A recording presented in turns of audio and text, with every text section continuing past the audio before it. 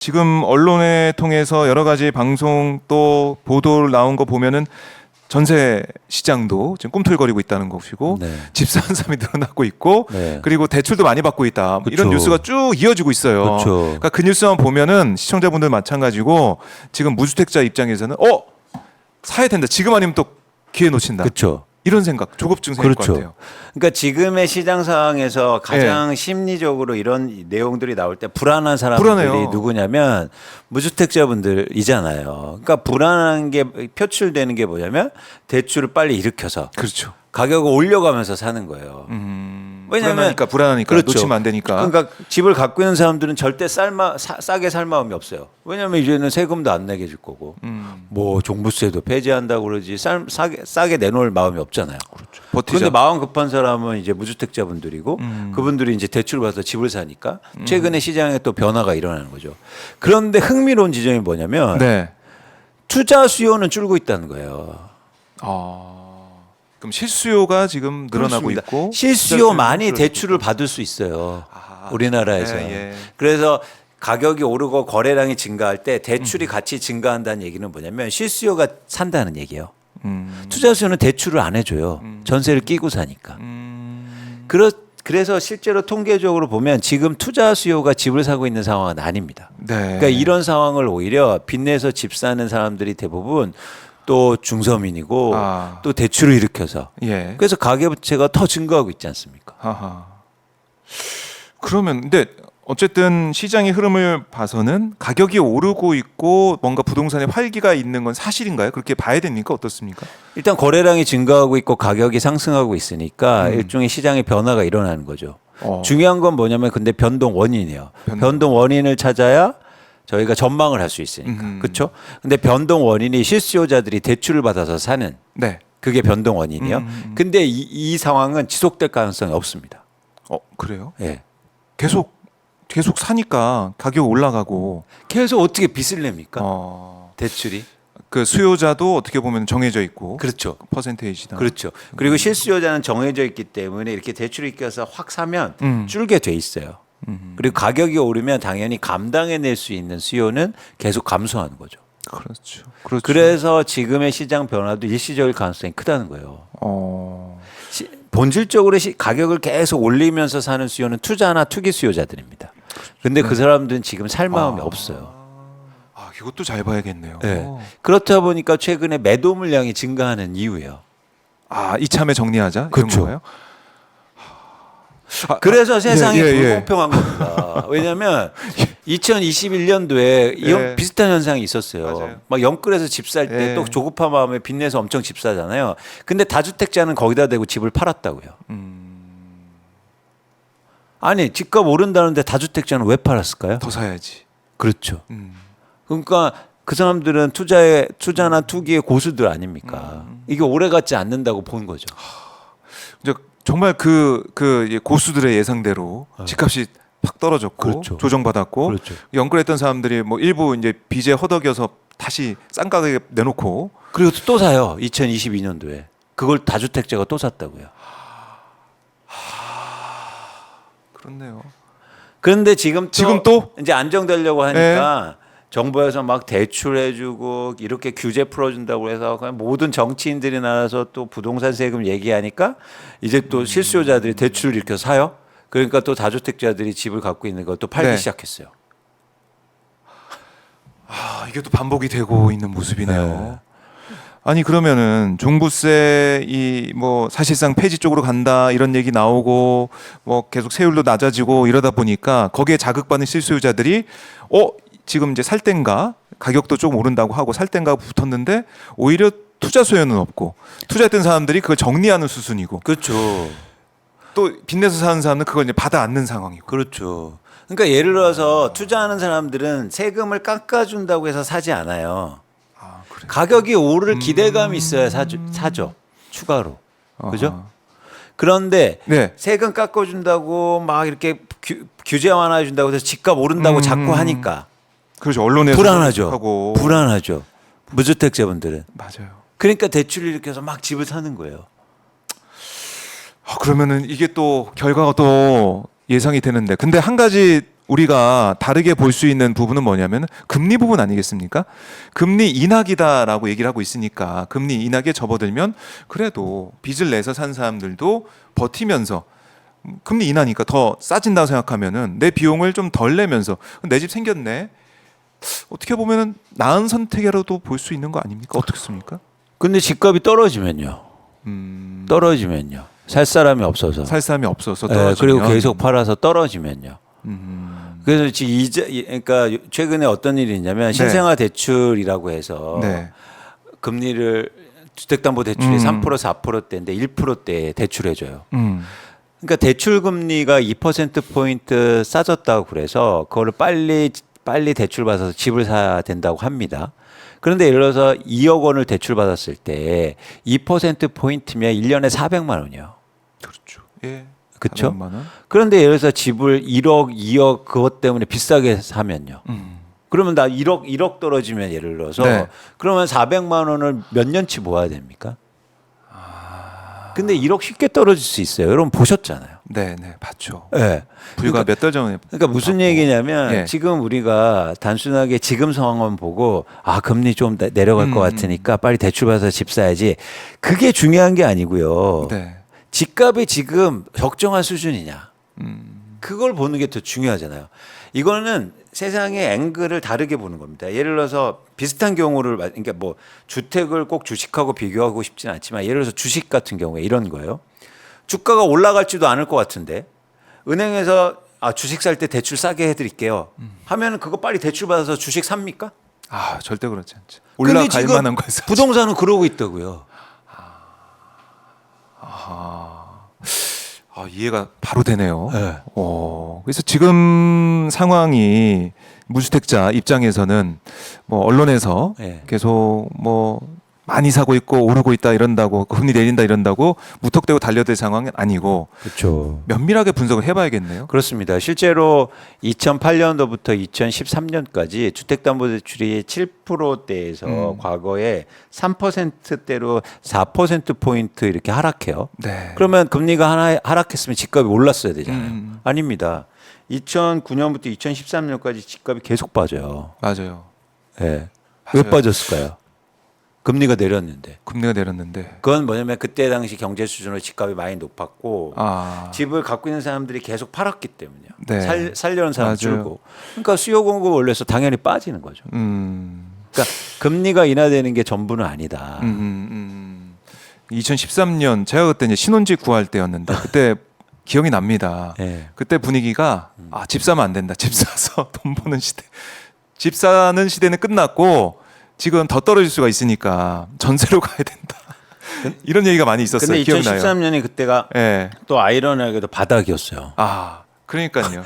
그러니까 제가 집에서 많이 혼났죠. 그래서 네. 왜 전세로 갔냐. 그러니까 뭐냐면 지금처럼 막 이렇게 막 또 난리 났지 않습니까? 그러니까 알 수가 없어요. 참 그때 생각해 보면은 그때 집 사면 바보라고 했는데 2014년부터 접어들더니 많이 올랐고 계속 우상향 하던 집값도 오르는 거야 생각을 많이 했었는데 또 그게 또 아니고 또 떨어졌고 알 수가 없어요. 어떻게 해야 됩니까 이거 이럴 때?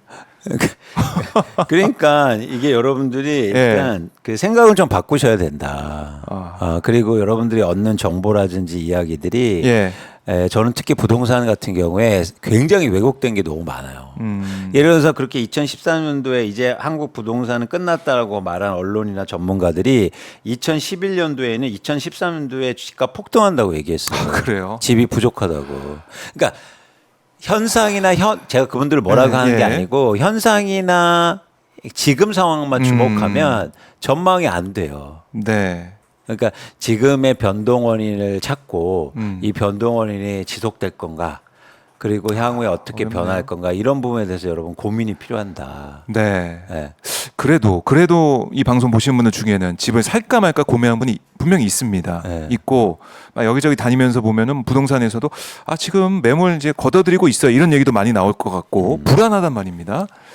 정말 실소유자들 어떻게 해야 될까? 뭐 금리 인하되면 더 오를 것 같기도 하고 집값이 어떻게 해야 됩니까? 그러니까 이게 여러분들이 명확하게 하셨으면 좋겠어요. 내가 왜 집을 사려고 하지? 거주인가? 거주인가? 아니면 내가 뭐 부동산을 한 채라도 잘 사서 네. 경제적으로 좀 안정되고 싶다. 내 집임에도 불구하고 사실 거주 목적이면 여러분 그냥 사세요. 대출 일으켜서. 근데 그거는 전 권해드리고 싶지 않아요. 그래요. 왜냐하면 대부분 중산층은 집 한 채가 전부잖아요. 그렇죠. 그럼 여러분 내 집 마련하시더라도 투자의 관점으로 보시라. 투자의 관점. 네. 그래서 내 집을 거주하더라도 내가 샀을 때 이후부터 집값이 계속 오르면 좋잖아요. 그렇죠. 그 질문을 꼭 하시라. 그래서 내가 지금 이 가격에 이 집을 샀을 때 과연 오를까?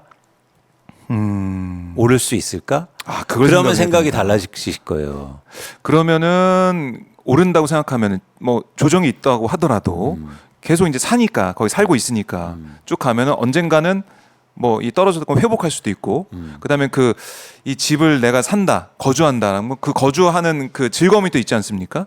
이사 안 가도 되는 그런 번거로움도 없고 그 지역에 살면서 거기 살면서 누리는 그 즐거움 뭐 교육도 있을 수 있고 아니면 직장 가까운 부분도 있을 수 있고 그런 이유를 찾아서 사야지 아 내가 이걸 사서 대박 터트려야지 뭐 이런 관점은 아니다 이런 말씀이시죠. 그러니까 명확히 하시래요, 여러분들이. 명확히. 뭘 위해 내가 집이 필요한지. 예를 들어서 나는 집을 좀 싸게 사서 네. 집값 오르는 거 내 집 살면서도 그러면 좋겠다. 그러면 이제 노력을 하셔야죠. 노력. 시장 변화도 읽으시고 왜 이렇게 시장이 변가 그리고 어떤 집을 우리가 잘 선택해야 될까 이런 네. 고민을 하셨으면 좋겠고 예를 들어서 아까 말씀드린 것처럼 나는 그렇게 신경 쓸 거 없어 그러면은 그냥 신문 보지 마시고 뉴스 보지 마시고 그냥 그 예산에 맞게 내 집 마련 하시면 됩니다. 그런데 저는 그 후자를 추천하고 싶지는 않아요. 왜냐면 네. 아무리 내가 그런 대부분의 자산인 주택을 샀는데 집값이 계속 빠지면 그 동네가 좋다고 해서 공기가 좋다고 해서 좋을까요? 어렵습니다. 그래서 저는 심리적으로, 내 집 예. 마련할 때도 투자로 보셨으면 좋겠다. 아니 이건 뭐냐면 투자하라는 말하고는 다른 얘기예요. 투자로 다주택자 보면 투자 이런 게 아니라 그렇죠. 투자로 보면 달라 보이죠. 그럼 어떤 생각이 드냐면 왜 지금 투자자들은 안 사지? 이런 생각을 하실 거 아니에요. 그렇죠. 그죠? 어. 왜 지금 사람들은 투자하는 사람들은 오히려 집을 팔려고 하지? 네. 이 생각을 한번 하면 행동이 좀 달라질 수 있다는 거예요. 그리고 또 하나 뭐냐면 꼭 기회는 생긴다. 언제든지 내 집 마련할 수 있는. 네. 그래서 적정한 가격에. 그리고 지금은 시장의 변동성이 되게 크기 때문에 여러분 무리하시면 절대 안 된다는 말씀을 꼭 드리고 싶습니다. 금리 인하기이기도 하고 그렇지만 아까 언급하신 것처럼 투자 수요는 지금 별로 안 보인다. 그렇죠. 이 부분. 아니 금리를 왜 인하하겠어요? 경기가 안 좋고 좋아지고. 그리고 상황이 안 좋고 우리나라뿐만 아니라 글로벌하게 지금 유럽이 먼저 금리 인하를 하고 있는데 네. 유럽이 금리 인하는 이유는 명확하거든요. 경기가 너무 안 좋은데. 근데 경기가 이렇게 안 좋은데 금리 인하 된다고 해서 빨리 빚내서 집 사자? 이 얘기도 아니잖아요. 그렇네.